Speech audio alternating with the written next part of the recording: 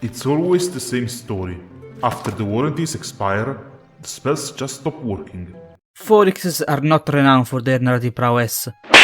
The genre itself is based on the idea of letting the player experience their own adventures through mechanic-based emergent storytelling and RNG. Oh no! As such, while some titles do implement a narrative campaign, it's rare for it to be the main focus. Nevertheless, some try regardless, and you get peculiar stuff like this one, Spellforce, Conquest of Get the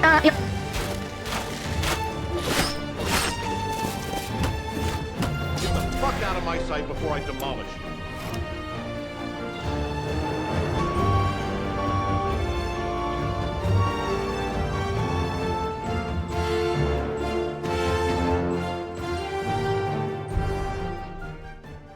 But first, some background. Quarters It's in New November York. 2003, Here is and the first Spellforce is released to German audiences, boasting to be the first game in existence to hybridize RPG and RTS in one package. I guess Warcraft 3 did not count. It fares well enough, managing to sell 100,000 copies in its original release timeframe, and even receiving 2 expansions. In 2006, the sequel is released, another moderate success. There are some kinks here and there. Why pick a monkey scream for the skeletons I will never understand. But overall, it's appreciated by fans and critics. Then, Phenomic, the OG devs, got acquired by EA, and the IP remained in the hands of the publisher Joe Wood Entertainment, which eventually went bankrupt, and its assets got sold to Nordic Games, nowadays known as THQ Nordic. They then tried their hands at releasing a new installment, first with Fate in Destiny in 2012, developed by Trion Games, a game studio based in India, and then with Demons of the Past in 2014 by Mind Over Matter Studios, a studio I could not find a single piece of information, though it's possible they are trying games in disguise. Neither of these two end up being up to par to their predecessors. The official channels go silent. Then,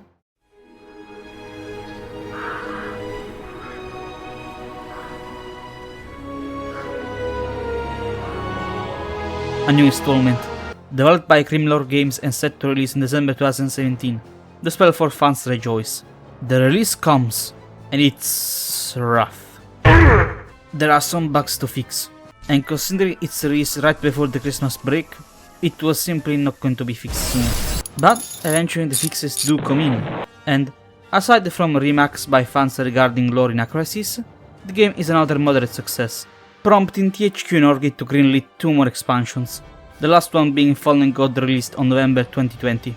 I'm glossing over a lot of stuff, I kinda have to because otherwise we will never see the end of it. Don't worry, one day all 3 of you shall receive your day in the sun. But long story short, at a certain point, whether owned by Gravity or THQ Nordic initiative, the pitch for Conquest of Eo was proposed. And now, well, here we are into the actual game.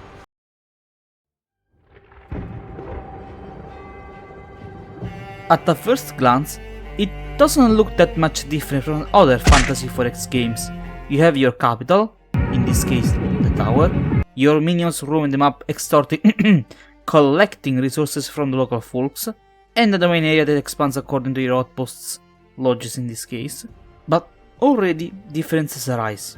There is a reduced number of resources that one expects.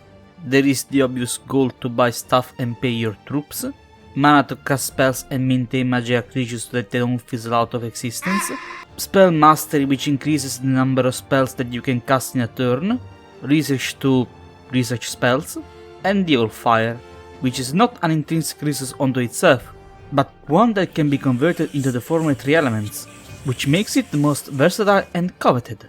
Of course, these resources are readily available on the map, but some unnamed third parties shall notice your steady flow of income and think, no, and so they are going to squat on one of the resources nodes inside your domain. Hey, squatter's right! Squatter's right! Preventing you from gaining assets from it. Are you just going to let them? Of course not. And there is only one way to do it. Appeal to the local police force and let the bureaucratic system do the work.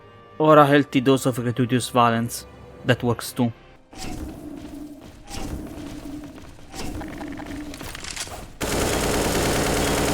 The fights take place in an hexagonal map, these two on par within the standards of the genre, including stuff like 3 actions per turn, leveling up once gain enough XP, attacks of opportunity, heroes that can equip items, but with some differences. First, no one can have reinforcements, meaning that even if there are other stacks in the vicinity, they won't reinforce either side during the battle, though you can always mellow out stronger stacks with higher numbers, since there are no limits on engagements during turns.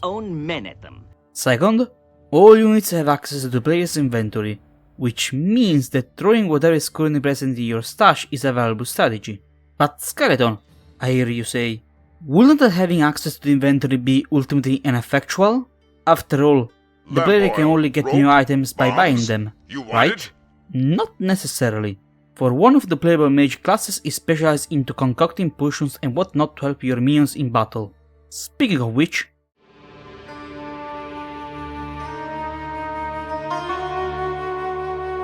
there are 4 mage classes you can play as. The first is the Alchemist who, as mentioned before, uses the materials found in the overworld to create items for the battles. It includes anything you can think of really. Direct damage, stuns, healing, accurate attack supporting, everything you might need really. The second is the Necromancer who raises the dead to fight. Positive is that they don't panic during combat, which makes them highly effective even if your stack faces considerably stronger forces. Negative is that they can't heal normally, which means that with time they can get worn out. The third is the Artificer, who creates glyphs that buff individual units. I'm going to be honest, I didn't play the Artificer as much as the other mages. The fact that there are 100 plus possible combinations to find gave me some serious performance anxiety, so I barely touched it. And lastly, if you own the Demon Scourge DLC, the fourth is the Demonologist, who can summon demons. Both the aggressive type who can fight for you, and the subtle kind who can possess regular troops and grant passive bonuses or additional abilities, though the receiving units need to be mind broken first. There is also the custom mage that allows you to choose one of the basic templates and customize the schools of magic, but I'll talk about it later. As a quick ranking, from easiest to hardest, the Necromancer gets the first spot. Since undead armies only require mana upkeep to sustain themselves, you can turn your gold income into ingredients and other structural renovations. Okay, they don't regenerate, but it can be circumvented with several solutions. The most elegant being taking the last aid upgrade for a Necromancer apprentice hero, which grants a healing ability both in battle and the campaign map. Second place, the Demonologist. The summoned demon units are strong, stronger than average units, but they come with a caveat. They do not level up, meaning they cannot get upgrades. That's bad because a max level stack can potentially withstand endgame armies, but that's also good, because in the event of a TPK, you actually don't lose much since fresh units are identical to those that have been on the field since the start, which means that they are interchangeable, and Expendable therefore at door expendable. 30. Third place, the Alchemist. The difficulty is going to depend on your willingness to use items. If it's high, then you are going to have a field day tossing random stuff at your enemies, but if you are a hoarder, well, you're out of luck. And lastly, the Artificer, because man, is that a lot of recipes to discover. Now, with the mages covered up, you might be wondering how do each individual mage actually does the thing they do, and the answer is a color combination game.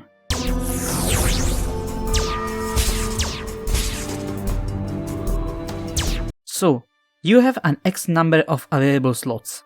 The exact number depends on the kind of mage you play as and the upgrades that you have.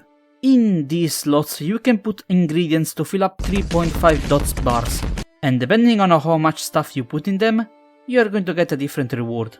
It's a very unique system, one that would not be my first choice if I wanted to simulate the magical arts. Something that does work instead is your mage tower. You can customize it with several room types, which can be ulteriorly buffed with add-ons following an identical system used for magic creation, each one granting various benefits, like new materials every few turns, or the ability to hire units directly from the tower. New rooms are unlocked either by researching them, or by doing the side quests issued by the cities in the overworld. Crucial point, if you cozy up enough with a city, it will start selling you more valuable stuff. like spells for your grimoire, which is also the place where all the research points are actually spent. The grimoire is your third arm in the magical arts. It's where the spells are grouped by schools of magic, from the apprentice level stuff that any mage can cast, to the more specialized stuff. 2 points worth bringing out. You can customize your starting school of magic in the custom mage page, and you are not limited by the schools you have chosen.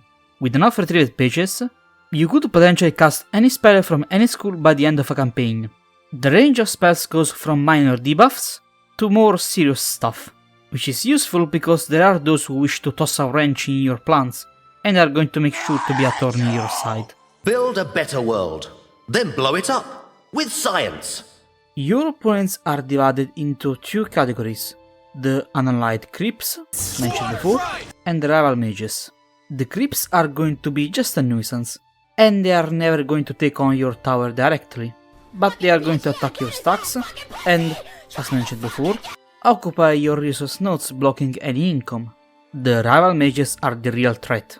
As your relationship deteriorates with them, they are going to be more aggressive, eventually culminating in attempts to demolish your tower and defeat you if left unchecked. One cool trait is that all mages follow their own agendas, which means that if you have a good relationship with them and are not their main target, they are going to do their own thing depending on their personalities, like how the Smith Mage Isgrim is going to mine the entire map for ores, or how the Necromancer Hokanashir is going to fight random mobs in Search of Souls. It's a very cool feature that gives character to what else will be generic AIs. I actually hope other projects take inspiration from this design choice and implement it with their own ideas. But despite all of that, ultimately, this is still a story based 4X, so how is the story? Work together and resolve this problem in a way that benefits us both. There are 5 narrative scenarios. The Path of the Circle is the main one. Premise: you are a young mage on his way to your master's tower after receiving a letter describing how he managed to alter the old fire floor. However, at your arrival, you find the tower in ruins, signs of a struggle, and no trace of your old master. It's your job to fix the tower up, figure out what happened, and decide on how to deal with the Circle mages, either by impressing them or scare them into submission. Around this base idea is built the primary story, which is open-ended on the way the player can achieve victory, either by doing 3 of the 6 main objectives, or by establishing pacts with the local demon lords, which also grant some nifty bonuses. Alongside it are the various secondary quests scattered around the world of Eo. Help the capital getting rid of their undead infestation in Darkvale. Liberate the southern forges from a demonic incursion. Aid the northwestern troll tribe to survive the harsh mountains. Assist wandering heroes in pursuit of vengeance or redemption. Or explore the exotic lands in the southeast, home to a, for now, dormant gateway leading to uncharted jungles. No matter where you go, adventure awaits. You might notice how I'm able to point at locations of interest without trouble. That's because there's only one map for this mode, and the point of interests are fixed in place. Normally, you can only change your starting location. The ability to generate truly randomized maps is available only if you purchase the Weaver's Realms DLC. While cool, this kind of narrative frame has also the reverse effect of not letting the player have complete freedom of action. No matter what you do, you will always either appeal to the Circle mages, or intimidate them through demonic paths, which are a bit of a pain to satisfy, but I digress. Of course, this means that replayability is rather low, and I think the devs knew it. For on December 2024 they released the Origin scenarios as a free update, which has 6 scenarios with different premises to spice up the experience. Before going into those, I'll point briefly at the other scenarios added later in the Waiver DLC. In the Cursed Army you fight off a Cursed Army, useful to train against the undead.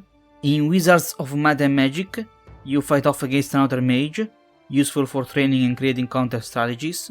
And in the Rift, you fight off against Wandering Wisps, the closest thing you could have to a sandbox experience. Now, back to the Origins scenarios. The general structure for all of them works like this. There is a different mini starting story that lays out the primary objective. To spice up the run, there is some kind of mutation that is going to change your approach to the game, at least in the beginning, and an end reward once completed that mini story, to then just slide into the usual join the circle storyline. And just because, let's rate them one by one. In the archaeologist's origin, you are an archaeologist and must find the solution to the Shaper's riddle. Once done, you get a unique item that allows one hero to access the other Shaper's ruins around the map without needing your tower to stay nearby. Overall, I liked it. The reward was small, but significant. A nice little boost while you progress. This gets a B+ from me. In Beast Tamer, you are a druid who, while attending the forest in a seemingly normal day, is shocked to find out that one of the inhabitants, a giant ant, is burning and on a rampage. So you must put an end to it, either by extinguishing its flames, or putting down the ant for good, with the help of the forest's inhabitants that you can recruit directly from your tower. This one is great. Not only depending on the choices you make you can get a unique end, one involving the ant joining your forces, but you also have a set of troops that no mage under normal circumstances can recruit. They are small things, but are small things that made the experience feel fresh and unique. Without question. In Exiled, you are an exiled mage, who was driven away by the new Purity of Light, a militant cult who hates any kind of mage. Recently, they have been expanding their scope, hunting around other mages, who are coming at your door asking for aid, and while you are willing to give it to them, the influx of refugees is putting a strain on your coffers. The only way for it to stop is by shutting down the new Purity of Light once and for all. This one I did not like. While the premise is cool, the money pressure forces you to rush things suffering numerous losses. It's not a big deal since by the end of every week you gain new mages, but worse is that there is no reward for completing it. The mages just stop coming. That's it. Had you received something like a room that allows you to recruit any kind of unity mage from the other cultures and races would have been cool. But by the end, there is no difference between this and the base game. This one gets an F. In Invader, you are a mage who has traveled with the tribe of orcs for a long time, to the point you have formed a close bond with them. However, that bond is put to the test when the chieftain got his hands on a wild wyvern. As the animal is causing unchecked chaos, the tribe is in disarray, and the chieftain is more inclined to revel in the slaughter instead of leading them. So, they look at you for guidance. And most importantly, stop the beast. This one is interesting. Since the wyvern is on a rampage, it has destroyed one of the cities in the overworld, which means no recruitment or shopping from there, though the site is a point of interest generating a lot of spell mastery. The reward is okay, you get to natively recruit orc units in your tower, which is cool, but it's something you can achieve by spawning in the Mystic Coast and befriend the local orc settlement, so nothing truly unique. But you also gain a +2 damage for all orc units, which is appreciated, but not mind-blowing. Still better than the exiled one though, C+. In Defender of the Mountain, you are an old friend of the Dwarf Kingdoms, so it is no surprise that when you hear that the rebelling right dwarves have occupied a sacred monument, you offer your help immediately. To aid you in this task, besides their units, the Kings of the Mountains have given you a blimp, which allows your forces to traverse the harsh mountains regions without problems, and it also emits your domain, which is great to profit from the isolated resource nodes. Another great scenario. I do like the blimp, it's very versatile, and it gives a breath of fresh air to the exploration. Another A. In the King's Mage, you are the King's Mage, and are tasked to deal with the undead problem in Dark Vale once and for all. This one is similar to Exiled, in which you do a questline you could have done regardless, so nothing new. You start with better reputation with 7 keeps, and that's it. At least it's not as boring as Exiled. D-. And that pretty much sums up Spellforce Conquest of Eo in a nutshell. If you liked it, it's easily available. If you didn't... Mission failed. We'll get them next time.